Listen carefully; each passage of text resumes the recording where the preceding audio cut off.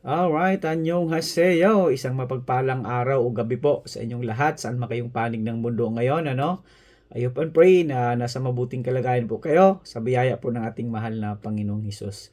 And for today's video po, atin pong panoorin ngayon yung video about kay Pastor Ed Lapiz kung saan tinutulugsa po siya ng napakaraming tao sa social media, no? About sa kanyang preaching, ano?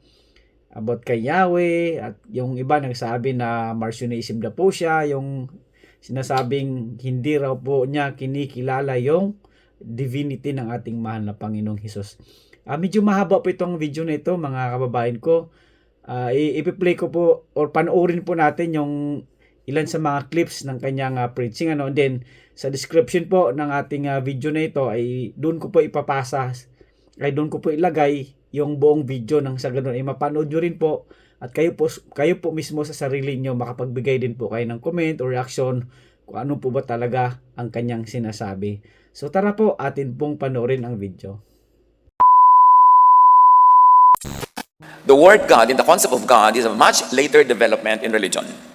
Hindi nila tinawag ng Old Testament na God. Tawag nila basta Elyon, Elohim, ganun.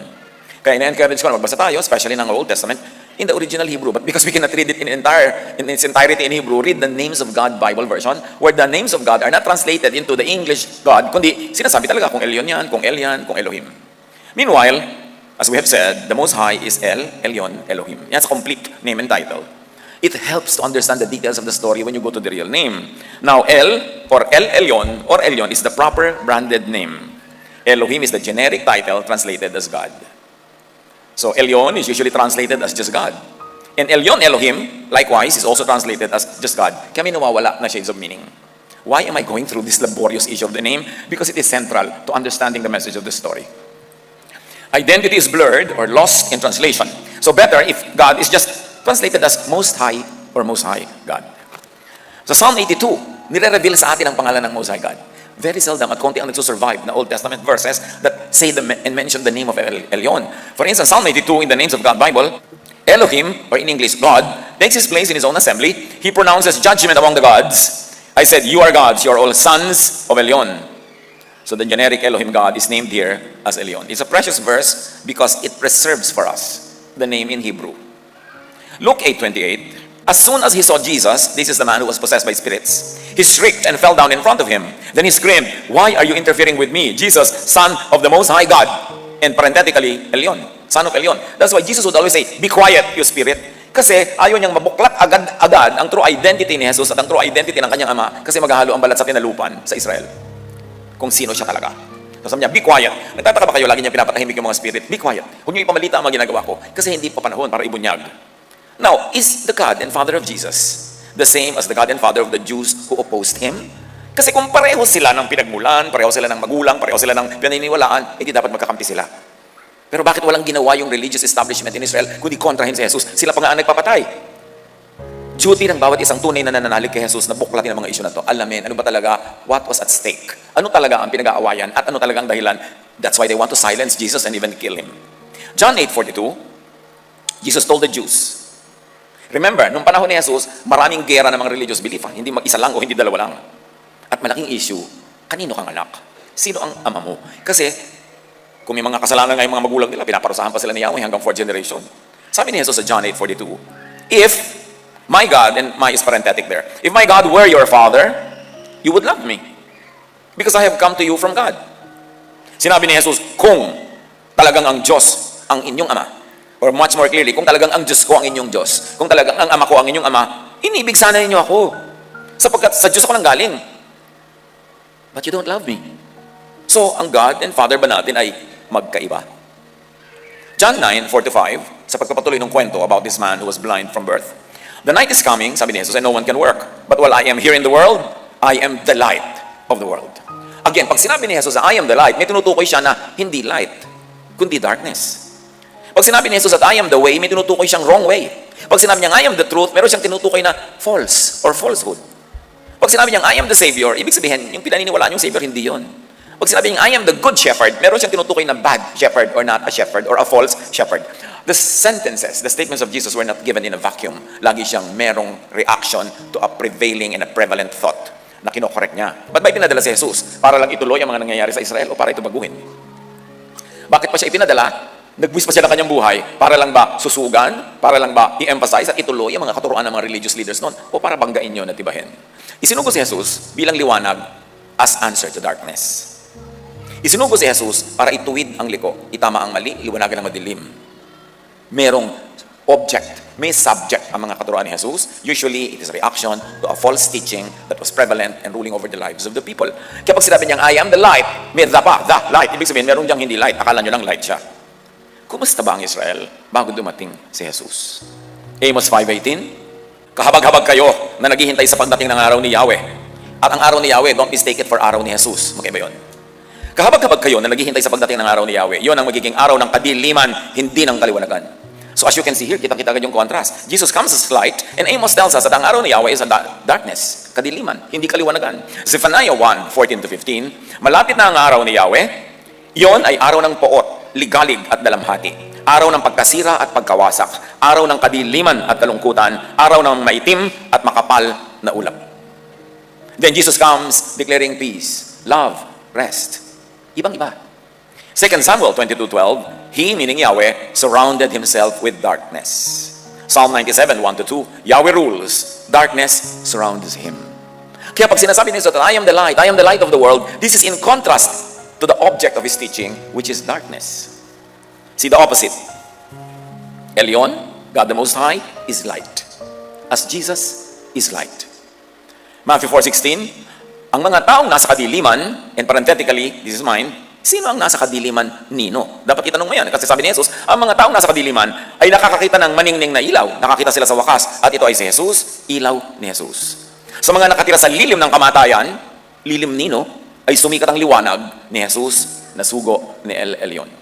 The contrast is very clear. John 1:4-5, meaning Jesus here, the Word gave life to everything that was created, and His life brought light to everyone. The light shines in the darkness, and the darkness can never extinguish it. Who is darkness? Who is in the darkness? Kasi sabi, dumating si Jesus upang papagliwanagin ang kadiliman, at ang mga nasa kadiliman ay mahahango sa dilim, at hindi magagapi ng kadiliman ang liwanag ni Jesus. There is contention here. There is conflict. And we have to resolve it inside our minds. Para malaman natin kung saan tayo tatayo. John 8:12, Jesus spoke to the people once more and said, I am, not anyone else, not somebody else, I am the light of the world. If you follow me, not someone else, not darkness, you won't have to walk in darkness. Under whose darkness and dark shadow do they walk in? Because you will have the light that leads to life. If to life, then they are not in life. Simpleng-simpleng statement ito pero pag hinimay-himay mo, maraming ibinubunyag. Sinasabi ni Jesus, ako ang liwanag para hanguin ang mga nasa dilim. Dapat itinatanong ng mga Israelites who were very religious at the time, you mean nasa dilim kami? Oo nga, kaya nga ako dumating You mean? Yes. Kaya ako sinasabi sa inyo, I am the light of the world. Kaya sabi ko sa inyo, come to me all of you who are tired and heavy laden and I'll give you rest. Dapat tinatanong ng mga religious Israelites, you mean pagod kami? Bakit di ba kayo pagod? Hindi ba nakakapagod ang inyong religion? Kutakot-takot na bawal, kutakot-takot na batuhan, judgment, rejection. Sabi ni Jesus, come to me and I'll give you rest. My yoke is easy and my burden is light. Dapat tanong ng mga Israelites, you mean ang burden namin ngayon heavy? Kaya ko nga kayo bibigyan ng kapalit na burden. Light and easy, restful and peaceful. Because that's what you need. That's what you do not have. In spite of or because of your religiosity. 2 Corinthians 4:6, sapagkat ang Diyos na nag-uutos sa magkaroon ng liwanag sa gitna ng kadiliman, ay siya ring nagbigay liwanag sa aming isip, upang makilala namin ang kaluwalhatian ng Diyos na nakahayag sa mukha ni Kristo. Kaninong mukha nakahayag ang liwanag ng Diyos? Kay Kristo. So bago dumating si Kristo, ano ang napapala nila? Di ba dilim? Kaya nga dumating para magpaliwanag. So nasa kadiliman ba mga Israelites? Alam natin yung sagot. Kaya dumating si Jesus as light. Ephesians 5:14, at nalalantad ang lahat dahil sa liwanag. Gumising ka, ikaw na natutulog. Bumangon ka mula sa libingan. So dead sila. At liliwanagan ka ni Kristo. This is a statement on the spirituality, religiosity, and the life of the people under the law. Under Yahwism, under Pharisiness. 1 John 1:5, ang Diyos ay liwanag at walang anumang kadiliman sa Kanya. Remember, ang Diyos, ang tunay na Diyos ay liwanag, walang anumang kadiliman sa Kanya. Paano kung may kadiliman? Paano kung madilim? Di hindi Diyos. Hindi tunay na Diyos. Kasi ang tunay na Diyos ay liwanag at walang kadiliman sa Kanya. Balik sa kwento ng lalaking bulag. mula pagkabata. John 9:6-11. Pagkasabi nito, dumura si Jesus sa lupa at gumawa ng putik.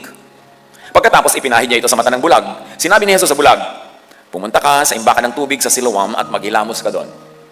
Pumunta nga ang bulag, naghilamos doon at pagbalik ay nakakakita na. From darkness to light. Nakita niyo agad yung symbolism, kaya siya symbol. From darkness to light, from kabulagan, nakakakita na. Dahil hinipo siya ni Jesus na nagdadala ng liwanag. While this has a very physical and practical value, yung storya sa actual na buhay ng tao, may mas mataas sa kahulugan siya as symbol of higher truth. Sinabi ng mga kapitbahay niya at ng mga nakakakita sa kanya nung siya'y namamalimos pa dahil bulag, hindi ba yan ang lalaking dating nakaupo at namamalimos? Sumagot ang ilan, yan nga. Sabi ng mga iba, hindi, kamukha lang. Kaya nagsalita ang dating bulag, ako nga po yun. Paano ka nakakita? Tanong nila. Sumagot siya, ang lalaking tinatawag ni Jesus ay gumawa ng putik at ipinahid yun sa aking mata. Pagkatapos sinabi niya sa akin, pumunta ka sa Siloam at maghilamos. Pumunta nga ako at naghilamos at nakakakita na ako. John 9:12-14, nasan siya? Nasan yung lalaking yan na nagpagaling? Tanong nila sa kanya, hindi ko alam. Sugot niya. Nagsiyasat ang mga Pariseo tungkol sa pagpapagaling. You know, the Pharisees or the religious leaders, arbitrators between what's right and wrong and also judges among the people. Dinala ng mga tao sa mga Pariseo ang dating bulag. Maganda na sana napagaling yung bulag since birth. Pero may problema. A religious issue. Araw ng pamamahinga, Sabbath, nang gumawa si Jesus ng putik at nang pinagaling niya ang bulag. Bawal gumawa ng mga ganyang bagay sa Sabbath. Yan ang sinasabi ng law. Yan ang sinasabi ng kailang Yahwistic religion. Work on the Sabbath was prohibited by Yahwistic Jewish law. Exodus 20:8-11, lagi mong ilaan para sa akin, sabi ni Yahweh, ang araw ng pamamahinga. Ang ikapitong araw ay para kay Yahweh. Ito ay araw ng pamamahinga, which actually in reality is araw ng offerings. Kasi non-stop offerings ang nagaganap sa Sabbath. Walang katapusang pagpatay ng napakaraming hayop para ialay ang dugo at ialay ang burnt meat kay Yahweh. Offering na hindi gusto ni Jesus. Kaya nung si Jesus ay pumunta sa templo on what we call Palm Sunday, sinalubong siya as king, sinalubong siya, Hosanna, Hosanna. Tapos pagpunta niya sa templo, ang ginawa niya, pinagtataob niya yung mga mesa doon, tinaboy niya yung mga nagtitinda ng mga hayop na pinapatay para ialay. In other words, this kind of thing was not a Jesus thing. Nagalit sa kanya ang mga tao. At yung templo, ano bang function nun? Doon ginagawa yung pagkatay ng walang katapusang dami ng hayop na kinakatay at sinusunog. At sabi ng mga disciples kay Jesus, sabi niya, ang ganda ng temple natin, symbol of our nation, symbol of our faith. Sabi ni Jesus, don't be impressed. A time will come when no stone on that temple will remain standing on top of another stone. Iguguho yan lahat. And sure enough, in AD 70, naguho ang templo na yan at mula doon ay hindi na nabuo. In other words, ayaw ni Jesus na nagaganap sa temple, ayaw niya na nangyayari doon. Pagkatapos ngayon, maraming mga Christian, gusto nila buuin uli yung third temple. Ano na naman ang gagawin doon? Balik offering? Ulitan na naman ang mga offering na itinigil lang nga ni Jesus. Exodus 31:14, papatayin ng sino mang hindi magpahal.